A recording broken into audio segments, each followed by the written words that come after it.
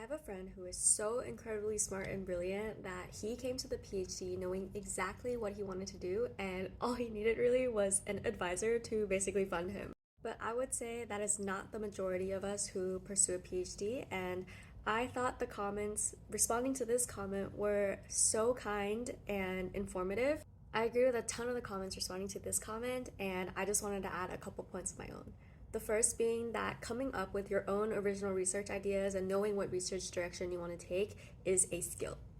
Because it is a skill, most of us are not born with knowing exactly how to go from literature review to coming up with our own original research ideas and how to carry it out from beginning to end. And that is okay, and that's kind of the point of the PhD, is to teach you how to think like a scientist and be able to go from lit review to contributing something novel to the literature. And yes, there are many people who are amazing thinkers, probably popped out of the womb knowing how to do all this, but I, for one, am not one of those people, and it is a skill that I'm still trying to build and work on. But I just want to say that even if you don't have that skill, like right from the get-go, it is something that you can build and work on over time.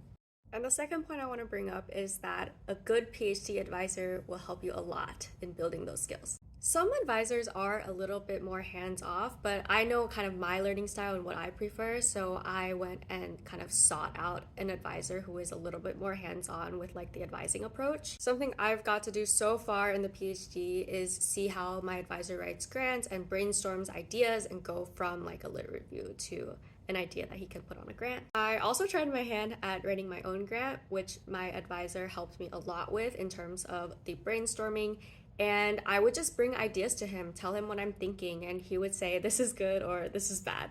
And my advisor honestly has been really instrumental in helping me shape my own thought process for my research. So yeah, I just want to provide some reassurance for people who might be considering going into a PhD and think that we all come out of the womb knowing how to come up with original research ideas.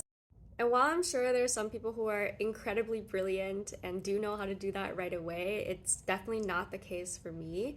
And so don't let that stop you from pursuing a PhD if that's what you're really interested in.